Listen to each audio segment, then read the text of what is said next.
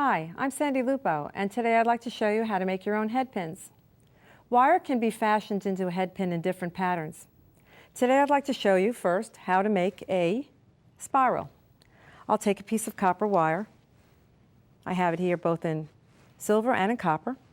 I will work with a few tools. My round nose pliers will make a circle. That's the first circle. Then I'll turn to my chain nose pliers. That will begin the spiral. I'll hold the wire firmly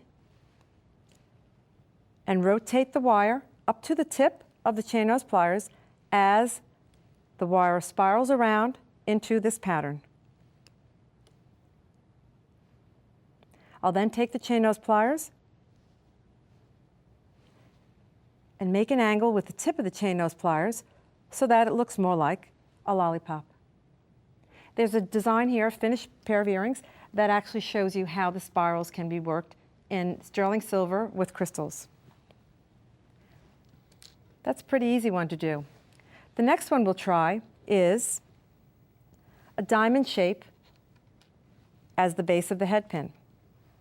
I'll pick up a piece of sterling, and the tool of choice is a flat nose pliers that I've marked with a Sharpie marker, so that I make consistent angles and consistent sides for my diamond shape. I'll place the wire within the jaws of the plier at that mark and make sharp bends. I'll do it once again. That's the second side. And I will do it again, always returning to that same place until I have completed either a square, which with the right tool, chain nose pliers, I can then make into a head pin by angling upwards so that the diamond shape is centered.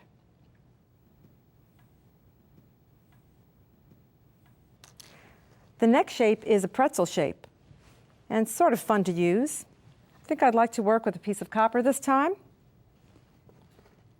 And it's likely that I'll be using, of this 3 inches, I'll be using about 1.5 inches for the pretzel shape itself.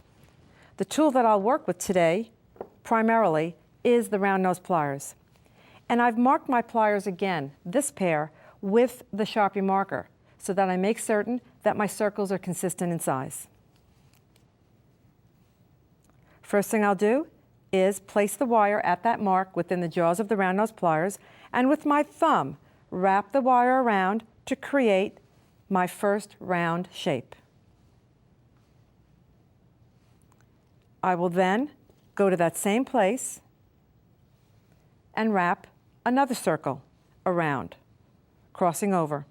Now I have a figure 8. All that's left to do is to put one more circle, making it a third.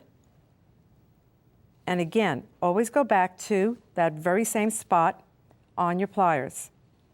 Make the circle. And then, once again, the chain nose pliers has its job of taking that end wire and allowing any shape to become centered.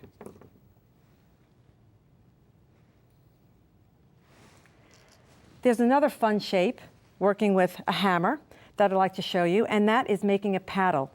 I have a few examples here. Here's one. What I'm doing is I am actually fanning out and hammering, making thin the sterling silver wire at one end. That will allow the beads not to fall off of the bottom of the head pin. And you can see examples here that I have multi-paddled earring design that I'm very fond of. So I'll take a piece of sterling and I'll place it on the block. I'm working with a steel block. It's sitting on a rubber pad just to absorb some of the noise. And I'm going to take a hammer, metal hammer, and I'm going to fan out, hammer out, just about 3/8 of an inch.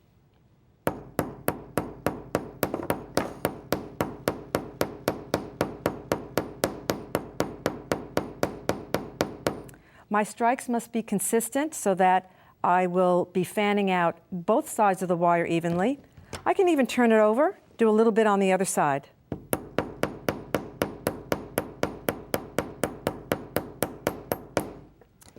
If the cut of your paddle, the end of your wire, was flush cut, that is straight without any jagged edge or pointy edge, then there may not need to be any correction in terms of using a file, but I'll show you the technique in any case. What I do is take a needle file and just file down in one direction, the paddle edge, taking down any corners, any sharp corners, again, in one direction. What I would then do is take a polishing cloth and just polish it up where I've hammered. And again, there is a design that replicates these paddles in a multi-strand. The last type of head pin I'd like to mention is a ball tip head pin, and that can be made with a micro torch and sterling silver wire. You can visit the website firemountaingems.com for a how-to on this.